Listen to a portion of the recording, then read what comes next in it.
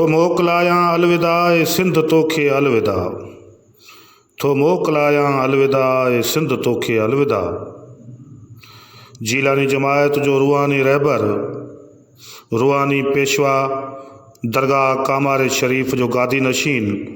Pakistan peoples पार्टीअ जो MNA ऐं मीरपुर डिवीज़न जो इंतहाई मोतबर क्लासिकल सियासतदान हज़रत पीर नूर मोहम्मद शाह जीलानी 65 सालनि जी ॼमार में असां खां हमेशह लाइ विछड़ी उन अबदी सफ़र ॾांहुं रवानो थी वियो आहे जितां अॼु ताईं केर बि वापसि न आहे मोटियो। अल्लाह रब्बुल इज़्ज़त हज़रत पीर नूर मोहम्मद शाह जीलानी खे जन्नतुल फिरदौस में आला मक़ाम अता करे ऐं पोयरनि खे तोड़े समूरी जीलानी जमायत खे रब्बुल इज़्ज़त सबर व जमील अता करे ऐं हिन ॾुख खे ऐं ॾुख जी घड़ीअ खे सहण जो, बर्दाश्त करण जो हिम्मत ऐं हौसलो अता करे। ही 80 ऐं 90 वारे ॾहाके जे उन दौर जो ज़िक्र आहे ऐं उन दौर जी ॻाल्हि आहे जॾहिं अञा थर जी समाजी दुनिया ते खेखड़े जो सफ़र ऐं लोक गीतनि जो रोमांस हावी बणियल हुयो। सियासी दुनिया जी दीवानगिरीअ अञा बांबड़ा पे पाता तॾहिं लोक रागी हैदर रिंद जे पारां ॻायल मशहूर लोकगीत जीलानी चढ़ी जीप में पीर नूर मोहम्मद शाह आयो, जीलानी चढ़ी जीप में पीर नूर मोहम्मद शाह आयो तमामु वॾी हाक माणे वरिती हुई ऐं थर जे झरझंग तोड़े भिटनि पासाड़नि में इन गीत जी गूंजार हुई। ही उन दौर जी ॻाल्हि आहे जॾहिं थर जी सियासत अञा ताईं अरबाबनि जे सहर में जकड़ियल हुई ऐं थर जी सियासत ते मरोम अरबाब अमीर हसन जो सियासी सिक्को हावी हुयो। पीर नूर मोहम्मद शाह जीलानी थर जी सियासत में हिकु नए दौर जी शुरूआत कई। उन दौर में दरगाह कामारो शरीफ़ जे गादी नशीन पीर नूर मोहम्मद शाह जीलानी थरपारकर जी पालियामानी सियासत में नऊं रूह फूकियो ऐं अवाम जो भरजलो थी बीठो।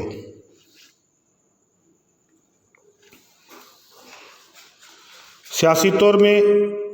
मुख़्तलिफ़ मरहलनि ऐं मुख़्तलिफ़ वक़्तनि ते मुख़्तलिफ़ सियासी पार्टियुनि ऐं राज बिरादरियुनि सां गॾिजी सियासत कंदड़ हज़रत पीर नूर मोहम्मद शाह जीलानी मीरपुर डिवीज़न जो उहो वाहिद सियासतदान हुयो जंहिंजी पीरी मुरीदी जो असरु पूरी मीरपुर डिवीज़न तोड़े सॼी सिंध समेत ॾे परॾे में छायल हुयो ऐं हुनजो तमामु वॾो सहर तारी हुयो।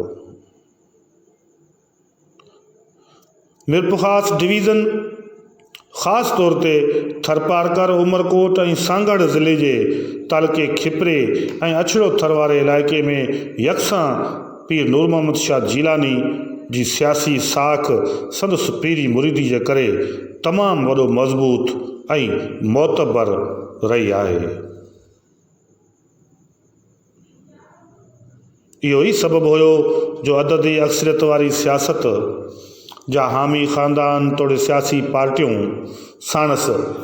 उन करे बि राब्तो करण ते मजबूर रहंदियूं हुयूं जो थरपारकर जी सियासत में पीर नूर मोहम्मद शाह खां सवाइ बाक़ी सभु मामला अधूरा रहिजी वेंदा हुआ। उम्मीदवारनि जे खटण ऐं ज़मानतूं बचाइण जो बि मसइलो पीर नूर मोहम्मद शाह जीलानी जी ग़ैर मौजूदगी जे करे बिल्कुलु सरे फ़हरिस्त जे तौर बरक़रार रहंदो हो। थरपारकर जी सियासत में ठहंदड़ अरबाब मुख़ालिफ़ इतादनि जी कामयाबी जो सहरो बि पीर नूर मोहम्मद शाह जीलानी ते रहियो आहे ऐं सदाईं उन इतिहाद जी कामयाबी लाइ पीर नूर मोहम्मद शाह जो किरदारु इंतहाई अहम रहियो आहे। पीर नूर मोहम्मद शाह जीलानी हिकु भेरो छाछरो मां MP जे तौर ते कामयाबु थियो ऐं छाछरो नंगर पार्कर वारे क़ौमी असेंबली जे तख़्त तां मौजूदा परॾेही वज़ीर मखदूम शाह महमूद हुसैन कुरैशी खे शिकस्त ॾेई पीपल्स पार्टी जे टिकट तां 2 भेरा बतौर MNA कामयाबु थियो। हिकु भेरो 90 वारे ॾहाके दौरान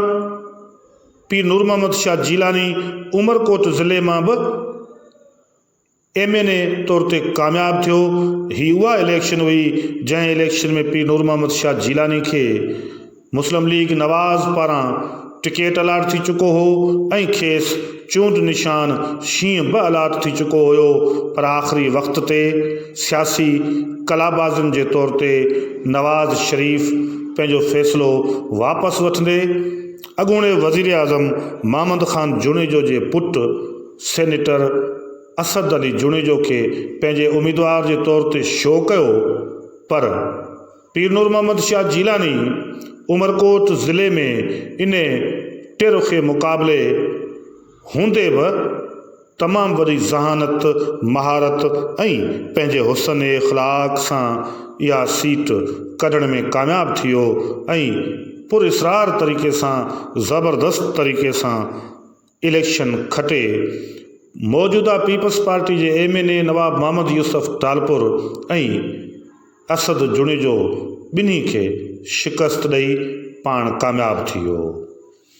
संदसि इन कामयाबीअ जो असरु नवाज़ लीग ते एतिरो थियो जो जॾहिं क़ौमी असेंबली जे इजलास दौरान तक़रीब हलफ़ बरदारी बाद नवाज़ शरीफ़ सां हथ मिलायो त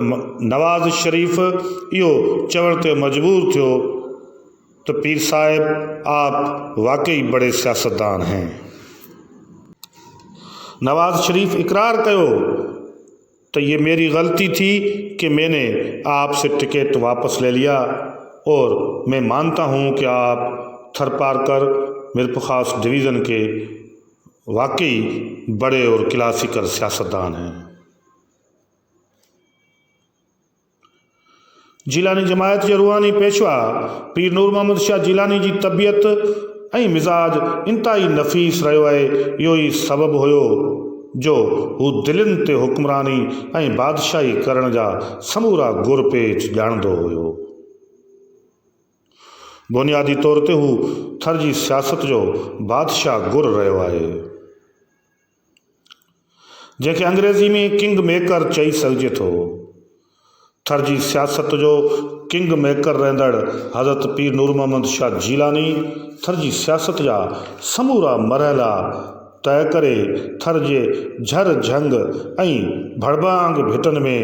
थर जे ग़रीब ऐं अबोझ अवाम खे आवाज़ ॾिनो ऐं उन्हनि में नओं जज़्बो ऐं नओं रूह फूकियो जो उहे पंहिंजे सियासी फ़ैसिलनि में बाअख्तियार थियण लॻा।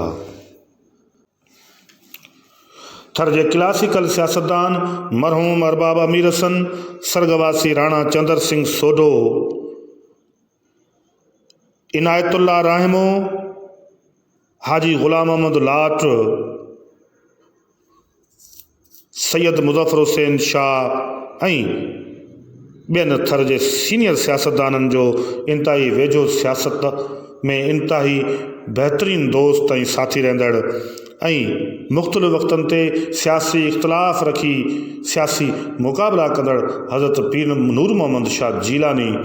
हमेशा मोहबतूं विरायूं ऐं लतीफ़ साईं जे इन बैत ते अमल पैरा रहियो त मोहबत पाए मन में रंडा रोड़िया जन,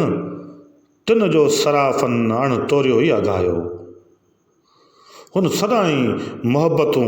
विरायूं ऐं मोहबतुनि जो वखर संदसि चहिरे तां उथंदड़ मुर्क ऐं ख़ूबसूरत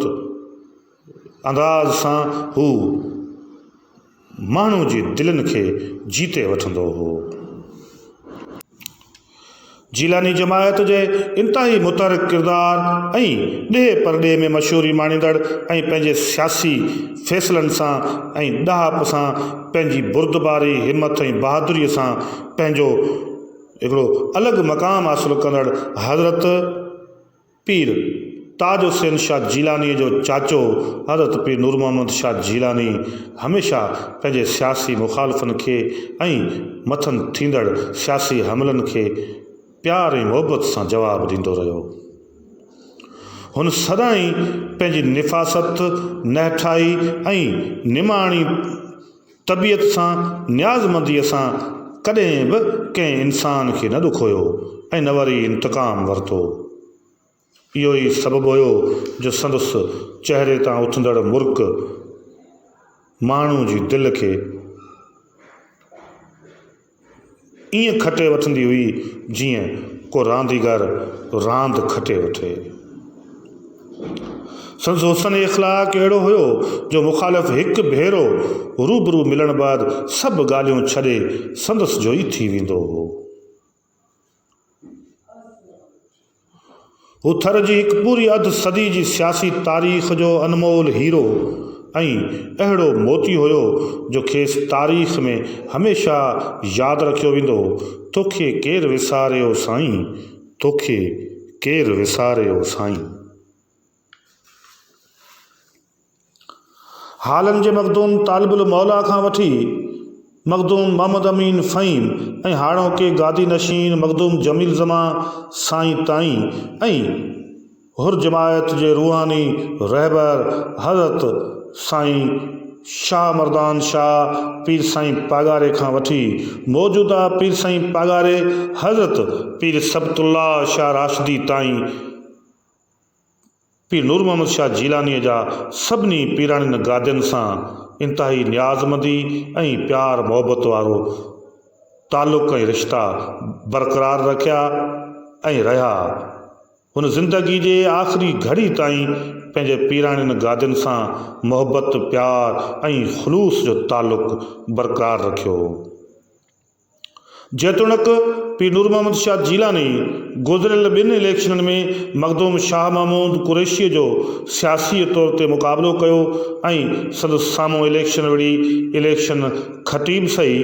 पर हुन कॾहिं बि पंहिंजो समाजी तालुक़ मखदूम शाह महमूद कुरैशीअ सां अलॻि न कयो। हुन सदाई मखदूम शाह महमूद कुरैशीअ खे बि प्यार, मुहबत ऐं ख़ुलूस अर्पियो ऐं मुहबतूं ऐं वास्ता तोड़े समाजी तालुक़ इंतिहाई प्यार ऐं मुहबत सां बरक़रार रखियो।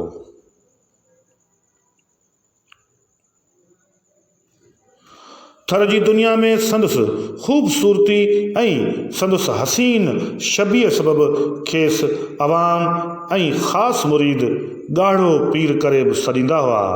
ॻाढ़े पीर जे तौर ते मशहूरु पीर नूर मोहम्मद शाह जीलानी हिंद सिंध में हज़ारे लखें मुरीदनि खे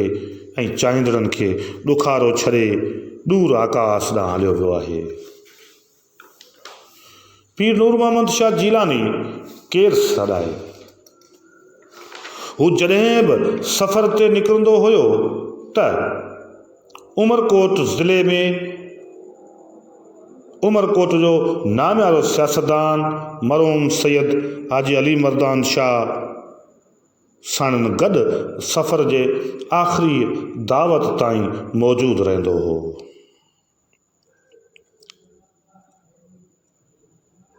सैयद हाजी अली मर्दान शाह सां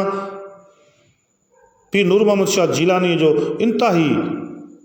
वेझो तालुक़ रहियो ऐं सियासी साथी बि रहियो। हुन हमेशह पीर नूर मोहम्मद शाह जीलानी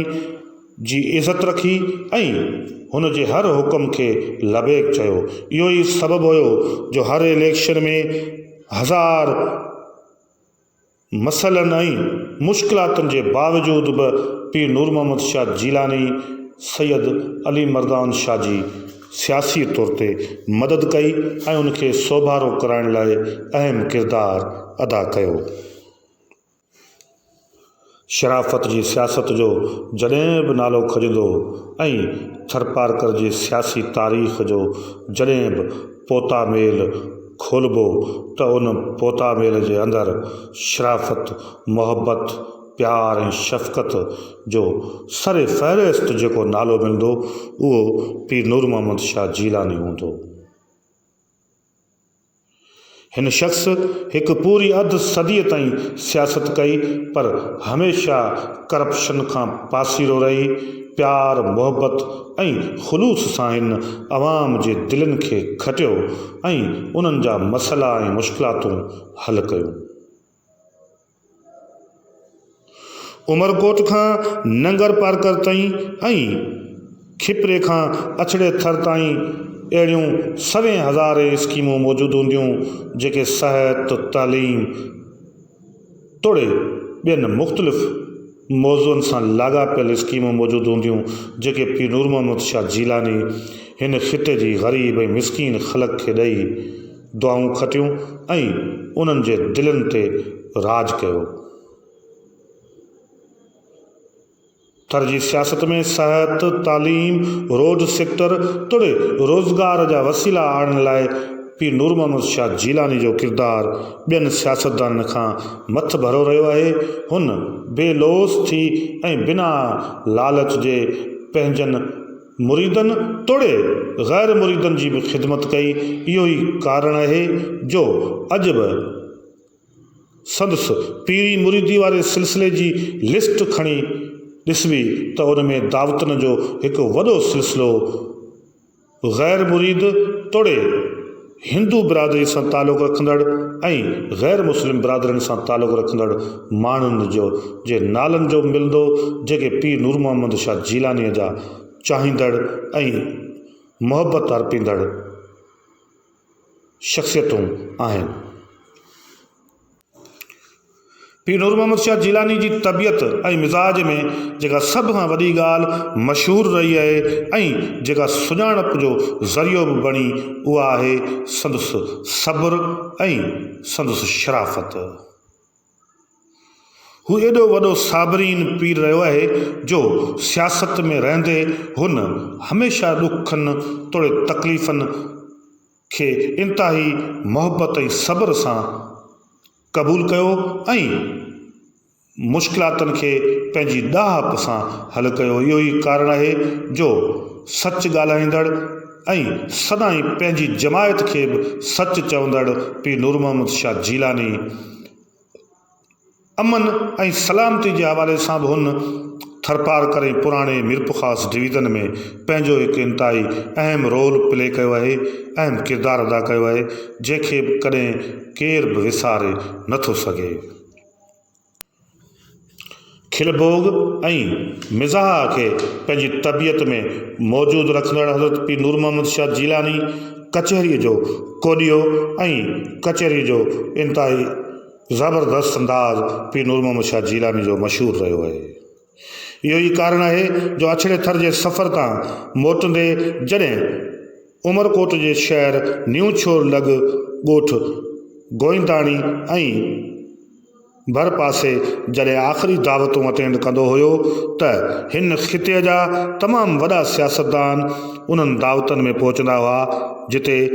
राति जो मच कचेरियुनि ते सुगड़नि जी मौजूदगी में ऐं लोक फ़नकारनि जी मौजूदगी में भोग चर्चा ऐं रस रिहाणियूं इहे पीर नूर मोहम्मद शाह जीलानी जूं ॾिसण जहिड़ियूं रहियूं आहिनि।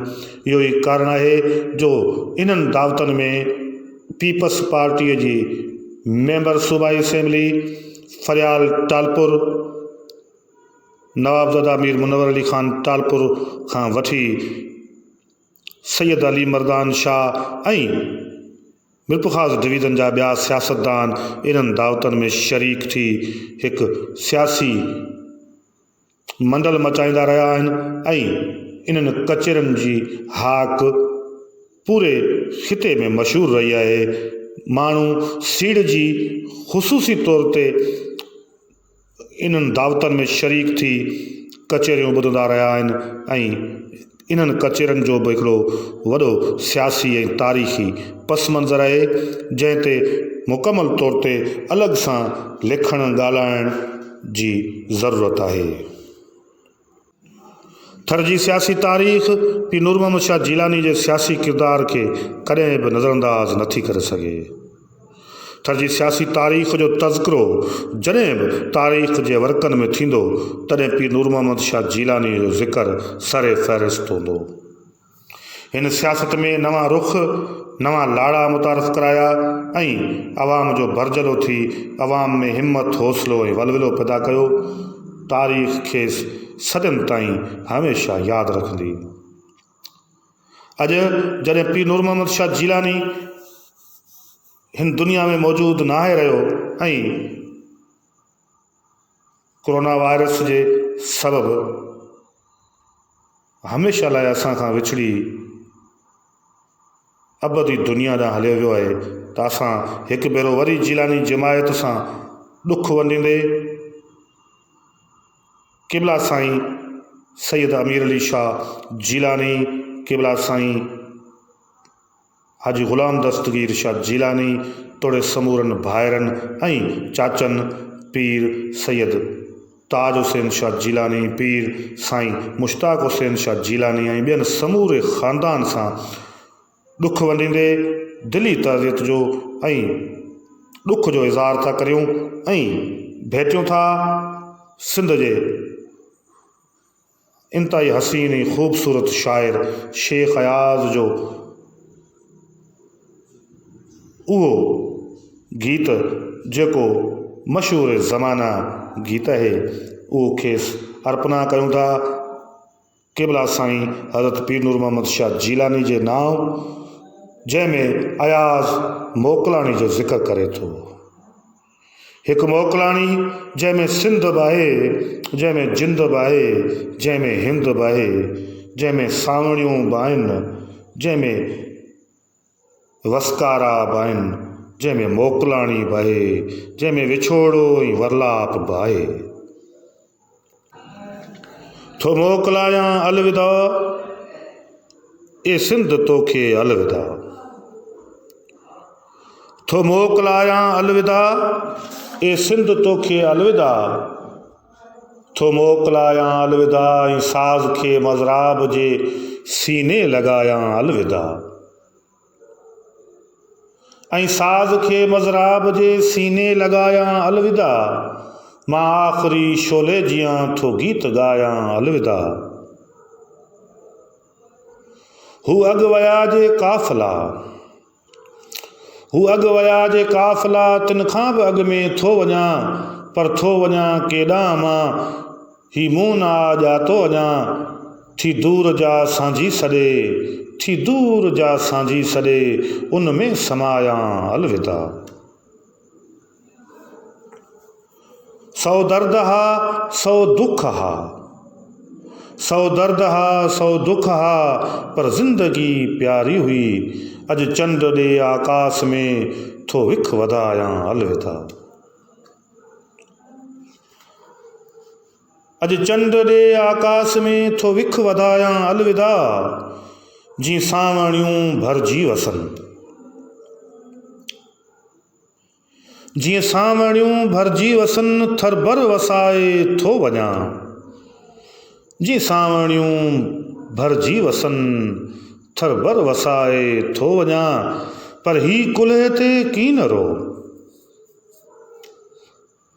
पर ही कुल्हे ते कीनरो, केसीं वॼायां अलविदा, ए सिंध तोखे अलविदा, ए जिंद तोखे अलविदा।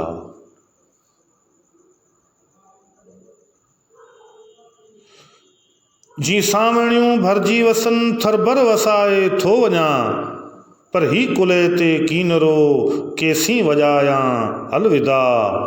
ए सिंध तोखे अलविदा, ए हिंद तोखे अलविदा। तो में हुयो सारो जगत, तो में हुयो सारो जगत, ए जिंद तोखे अलविदा, ए सिंध तोखे अलविदा। सौ दर्द हा सौ दुख हा, पर ज़िंदगी प्यारी हुई,